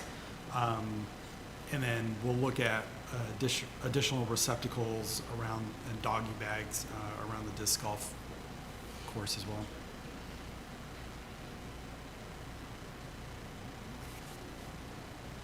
Thank you. For our Parks and Playgrounds meeting, we kind of just went over grant funding for future projects and the timelines for those. And we also started reviewing the Parks and Recreation codes and making revisions as needed, but we just started that process. And that's kind of all we talked about at that meeting. At our Programs and Events meeting, we went over the activity guide mailer options. Currently, it's being sent out to just members of the Senior Center. We're planning to mail it out to everyone in Oak Harbor. And so we're just kind of discussing what that looks like and if we want to change how the activity guide looks in terms of the materials it's made out of. So that's just kind of an ongoing discussion. And then we just talked about the many, many, many events that we have coming up that Liz and Craig have been working on. So yeah, I think the next one will be the Pirates and Mermaids event on the 27th. I think that's it, unless, yeah, go ahead. So the other thing that we talked about is using the activity guide for, conversation around ads, advertisements, and generating income, and what would that look like, and how would that be done. Also, the partners that could be included, information from partnerships, such as the school district and others. That kind of flowed then into a discussion about some inclusive activities. We have a community member that attends our meeting that has strong interest as an adult, the mother of an adult son with disability. So she gives input. So we talked about some other just things, Special Olympics and partnerships in the community and other things that might be included down the line. Following on Carrie's comment about the number of things that are planned and the activities and what's going on, I have to say I'm blown away by the staff. I'm exhausted to hear that, and they're pulling it off. It's very impressive. So again, kudos to you. Okay, and then moving on, we've got communications regarding Commission's recommendation to City Council. I'm assuming that's Ordinance 1999? Okay, so I don't know if you had anything to start with, Brian. I don't. Okay. Eric and I have been working on a presentation for City Council at the meeting tomorrow night. We'll be presenting about our recommendation regarding the ordinance.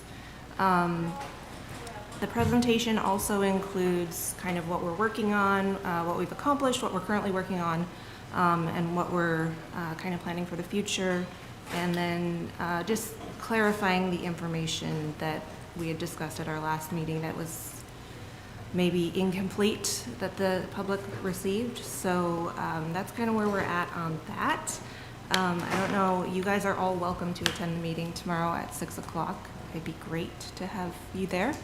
But I don't know, Eric, if you have anything to say about that.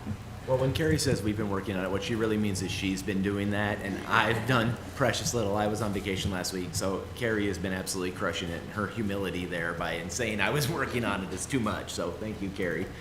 No, I think it'd be nice if more people show up. It's a very contentious issue, and we're on the unpopular side, I think, in our recommendation. But that's okay. It won't be the first time people throw things at me. I'm kidding. So again, I think we want to lead with the good stuff that we have done a lot, and even though it doesn't feel like necessarily there's anything in the ground, just even some of the stuff that we've shown, these spotlights we've put on things, we're starting to see the beginnings of action, and that's all credit to you all, really, and we just get to be, or Carrie gets to be the one to say it. So, credit where credit's due for your hard work, because there's a lot of cool things that are happening, and Carrie gets to be the one on the microphone to say it, but it's a team effort. Eric will be next to me to answer any on-the-fly questions. But I also am highlighting how the city has invested in our parks and recreation, the parks themselves, and also programming and creating the department to hopefully give a little bit more confidence to the community about the direction that the city is headed with parks. So yeah, I don't know if anyone has any questions or comments about that. I haven't seen what you put together. We talked briefly before the meeting, so I think you're on the right track. We are, it appears to be on the unpopular side. If all you do is read the public input so far to this commission. I am concerned about perception. And if there's any perception out there at all that the Parks and Recreation Commission is not a strong advocate for parks, then that would be catastrophic. So I trust that what you put together, will be received well, that in fact we are intently concerned about parks and public input, even if it's not in a voting pamphlet, so that the public doesn't feel cut out in any way, and that they know that they can come to us at any time with their comments or concerns. So my whole thing is just the perception that we may not be the best advocate for parks, when in fact that's what we are. I speak highly of each of you in what I have typed up. I also have highlighted our expectation for the city to be sure to be transparent about any public hearings involving anything really, but especially involving this. And also highlighting what that actually looks like in practice, because I think that's not well understood by the people who have commented. I've also noticed a lot of the comments are from people outside of city limits and further down the island. With that being said, in an election, those people wouldn't have a voice, those people who commented, because they don't live within city limits, so they wouldn't get a ballot in the mail to vote on. So we're kind of limiting our pool if we keep it at just an election in terms of who can make their voices heard. So that's kind of the stance that I have. So if there's anything else anyone wants to add, or like I say, you're welcome to come tomorrow to the meeting, that'd be great. I was wondering, so you guys are doing your presentation at the council meeting. Would it help for people to show up and make a public comment in favor of you guys? Because I know there's a lot of negative comments, but I could show up and be like, hey guys, they're cool. Will that help? I don't know. If you're able to make it, that's wonderful. I was planning on going anyways to talk about the community center, but I can get some of my friends to come and they can say hi. I don't know, would that help? Yeah, yeah. The more voices, the better, I think.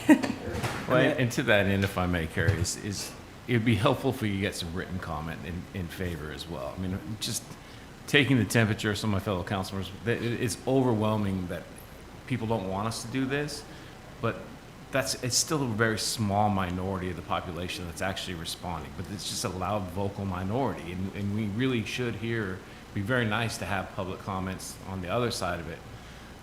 That this is something that we would be working in the best interest of the community and doing our due diligence and having the public hearing portion of it.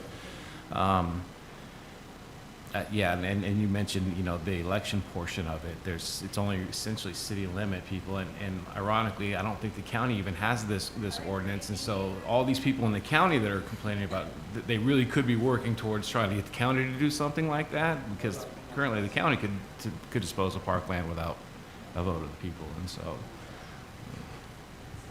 Again, I think the way in which Carrie structured the presentation is to say there's trust to be built here. There's trustworthy action going on in this area, so that this isn't just trying to sneak something through, and none of this has been some sleight of hand to betray your trust. And now we've done all this stuff and put investments into these things, so now that we can really get you by taking some parks away and selling them and to somebody's own benefit or some special interest. That's not what's happening. What you're seeing is an investment that demonstrates trust. You're seeing staff that are hired that demonstrates trust. There is investment. If money is talking here, I think ergs are talking, right? Effort is talking, and interest from council is talking, and that's what Carrie is trying to communicate. That's what we want to communicate to the public. Is like, look what's being done on behalf of improving all of this stuff. We're looking at some very small piece to give more people a voice and how this is going to be done, to spare the expense and sort of hassle of having to do an election that doesn't really represent everybody who uses these parks on the island, because we are limited in our resources and our access to recreation, so we do overlap all the time. And we want, to just communicate that this is a different day. It's not the days of cutting down an oak tree in the middle of the night. It's not the days of letting the marina go away, right? We just talked about that. No, we're not going to do that. Like, we're going to put some invest into these things to make these things be something to smile about, not something to wonder about or shake your head at. Like, it's a new day, and this is allowing for that trust that's already being built, and I think has been actually earned, at least in a sizable chunk now, and is only going to get better. And that's what we're trying to communicate with this presentation. And I think Carrie's done a really great job trying to do that and doing it more tactfully than I would. Thank you. Is there any other comments or concerns, questions regarding that? I'll add a little, just piggybacking off of the transparency comment that you made. I think it's really important that we stay in that lane of transparency, and then also be mindful of, I guess, our speech. And in transparency, we can explain something with so much political jargon that it's just so foreign to someone else. And sometimes when that happens, that confusion breeds frustration, and frustration breeds rage, and then rage breeds keyboard warriors, and then here we are. So we can say we'll be transparent, we'll be clear as the day is long, but unless we are actually speaking a language that is understandable to all levels, I think that's where we're really going to make the biggest connection with people and say, okay, this is the why behind it, but we're explaining it in a way that they're getting it, and then being open to more questions. Even if the questioner's like, well, what do you mean? Like, even with the marina's getting all this $1 million something, and even I'm sitting here like, yeah, we have, that serves a certain demographic, we can all say that. However, asking those difficult questions, but I can even hear how your question someone might take and go, I don't really understand what he's trying to say, and being a little more clear and transparent to the degree that everybody, like across the board, if that makes sense. But I just wanted to add that. Thank you. Anybody else? Okay. So moving on then, Parks and Rec Director updates. Yeah, so we're working on the activity guide, as we talked about in the committee, and Liz can talk a little bit more about that, as well as getting a contract together for an artist to develop our official Ollie look and logo, as well as put together the mascot. We do have a number of upcoming events, Mermaids and Pirates on the July 27th, and again, Liz can talk about that. Hydros is coming up this week, the 13th through the 14th. Brandon's crew will be setting up on Thursday, doing some beautification improvements around Flintstone Park this week. We'll be shutting off irrigation Friday through Sunday. And then we have Ragnar at Windjammer Park Friday and Saturday as well. We have new seasonal hires on in parks, 3 of them this week. Some of our arborist interns as well as our seasonal parks crew. The renovations for the baseball project start next week. We're still trying to connect with NAS Whidbey's MWR department for facility tour. They canceled on us the morning of as we were getting ready to go out there.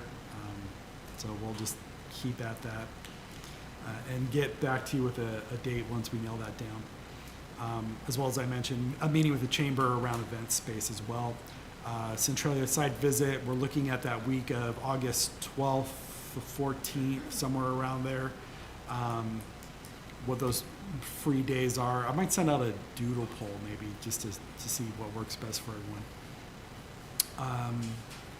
Like I also mentioned before, scheduling the maintenance for Gateway Park this week. And then, as we just talked about, again, invite for everyone to attend and give comment on the disposition of parks with Ordinance 1999 tomorrow at 6 o'clock. I guess I will make a very brief comment on that. I've tried not to comment too much, stay out of it, since it's more of a political thing. My function is really just to inform. But the basic functions of my job is to create and protect parks, right? I think that's very important. I also see the importance of the city being able to plan and purposefully develop the city in a way that best functions and provides the most good for everyone. And so I am concerned about removing a protection to parklands. I also recognize that we already have some inherent built-in protections already, secondary to that, that doesn't allow us to just sell a parcel park. I do also worry about being so inflexible in our public spaces that we are hesitant to build new parklands or public spaces, right? With the thought of, oh my gosh, if we do this, it'll be a headache if we ever need to make a change or do something else. I already see that with some of the public's and the city's hesitation with planting Gary Oak trees. Okay, yes, we want to beautify and we definitely want to proliferate Gary Oaks, but then there's concern, oh, if I do this and then, I want to build a shed over here and want to move a tree or cut down a tree, am I locked in? So, having that flexibility and also the understanding the expertise and knowledge and ability for staff to work with council on making a lot of these decisions, those are all important factors. I think there's good discussion on all sides, but ultimately we're talking about a couple overlapping issues, right? And they're issues that are anchored in values. I have been very impressed with the community and surrounding communities' passion for park space. And I think that should be a big takeaway that we get from this, is that people care about parks and care about the work that we're doing to improve these spaces and create more parkland spaces. I think that's something we should celebrate and recognize. There's also other discussions around good development planning that can coincide with that, hand in hand, and not be adversarial to protection of parks. That is kind of really the topic that's getting a little bit overshadowed of just that talking point of we want to protect parks. So good discussion. I'm sure will be happening tomorrow. I think it's important all sides are heard, but I think there still needs to be better clarification from our development department and from the city of what is the issue that we're looking at and trying to make a decision on. There's a lot of what ifs surrounding those decisions, but I think really being transparent and clarifying the question, I hope that comes out tomorrow. That's all I have. Liz, do you have anything for the commission? Just happy to give a quick little update on a couple of things mentioned. So yes, our activity guide, talk about, you feel like Costco really gets ahead of the holidays when you show up and we, haven't had Halloween and Christmas is out. Well, we are planning September through December right now. So we're definitely experiencing Christmas in July mentality. So in the beginning of August is about when we'll have all of our programs for the remainder of the year firmed up. And we hope to have that guide out before the last week of August for September through December. So things are exciting for this last part of the year for sure. But before that, we do have our Extreme Archery, or our archery tag is getting started and out there. We handed out lots and lots of flyers at the parade for it. It's posted on our Facebook event, and so people are starting to sign up, but we are doing a try it out for free day on August 3rd at Windjammer Park near the basketball courts. So we have 3 different age groups. We're sectioning this out into 11 to 14, 15 to 17, and then adults. And so anyone can go on right now to our registration site and sign up for free for one of those spots, and it's basically a 30-minute introduction where they're going to get the rundown of the sport, how it's played, and get suited up and on the field and play the game and try it out. And then they can sign up for, if they want to sign up, we have opportunities for just play, practice games, leagues, all of that will be rolling out too. So this will be a really fun come and try it out time. If there's anyone is interested, forward it to them, but also, I hope to see a lot of you sign up and come play with us. That'll be really fun. And of course, Mermaids and Pirates, I just went and checked it on our event page on our Facebook page, and over 1,000 people have indicated that they're interested. So we're anticipating and planning for about 300 to 500. It's a first time for an event like this for the city to be putting on in our flagship park. So really, we're not totally sure what to expect, but we're planning for a big crowd. So everything's on track and looking good. I will be sending out a link shortly. Some of you have already indicated that you're available and planning to come and help at the event. We will be looking for volunteers to run some of the little art booths and game booths. We are hoping to get people of all ages for our pirates and mermaids dressed in costume for the costume contest. It's going to be a good time. So watch for that email coming from me with more information. Brandon, you have anything? Yeah, just a quick, Brian already hit on a bunch of the things. We've got 3 new employees for this week. So there's 2 of the Arborist interns, 1 additional Parks seasonal. So we're fully staffed, getting ready to go. We've got the 4th of July went well. Last week, the car show was good. We were able to get all of that mulched and spruced up over there.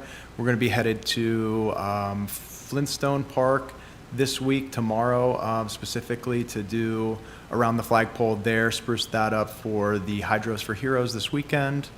We've got the Hydro, the Ragnar relay, so we'll be pulling out some garbage cans and shutting some irrigation off.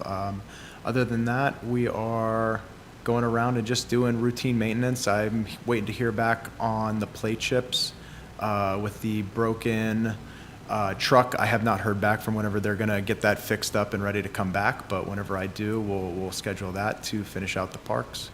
And I've got a call to make for the renovation for next week after this meeting.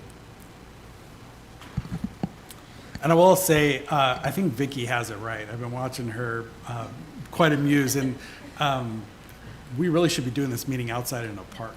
I wish we could be outside with you, Vicky. You got it right. All right, thank you so much.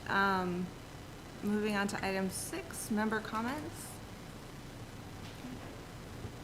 I have a comment / question / all the things. So I know the skate park was brought up with plans, future plans. So the Juvenile Detention Center manager and I went out to the skate park, and they are willing to put some funding towards repainting the skate park or painting over a few things. Some of it has tremendous graffiti art that is just beautiful, and some of it not so much. So we were wondering the process of what that would look like. We heard the term etching, I think it's called, for the first time with concrete paint. We've also spoken to some skaters and got some skaters' feedback on color schemes and so on and so forth. We just don't know where to begin. So that's it. That's the question. Help us. Please and thank you. Brian, do you have input on that? Like I mentioned, the art commission is also looking at this, so we'll probably in our either our commission meeting or our which committee are you on that we brought this up? Is it the playgrounds or the programs? It was, committee? yes. Yeah, so that is our one committee that we have joint with Arts Commission. So let's discuss that at the next committee meeting, and we'll have some information for you. The next subcommittee meeting Yeah. next month? Yeah. Okay. Thank you. Any other member comments? It's my understanding that the Northwest Pool Parks and Recreation District is withdrawing or their request to go forward with a park district as a ballot measure. So then is it time for them to come up with what would be their normal 6-year cycle ballot measure, and that will be taking place this year? Yes. Okay, thank you. Any other member comments? Okay, seeing none, we'll move on to item 7, determination of future agenda items. Any input from anybody?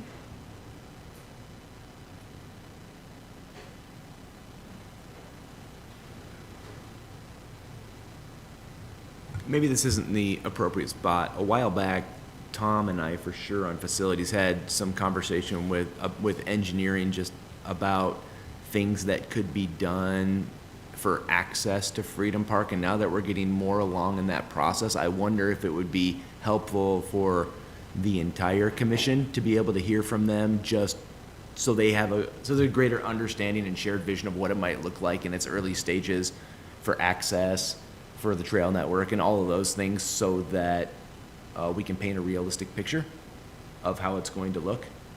I don't know how you feel about that, Brian, but I'd love feedback.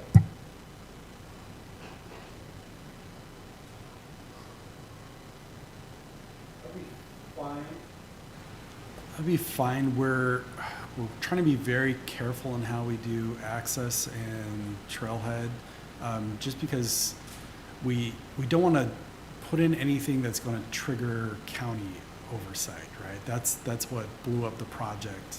Last time we were talking about soccer fields, and while we'll definitely not have any level of use of what the regional sports park was looking at. Just want to be very careful in how we move forward and what's released to the public around that. So I would say yes to your question about having engineering, talking with the commission about it. Why don't we get a conceptual, like 10% design together on what that might look like and some options, and then we'll do a presentation discussion around those.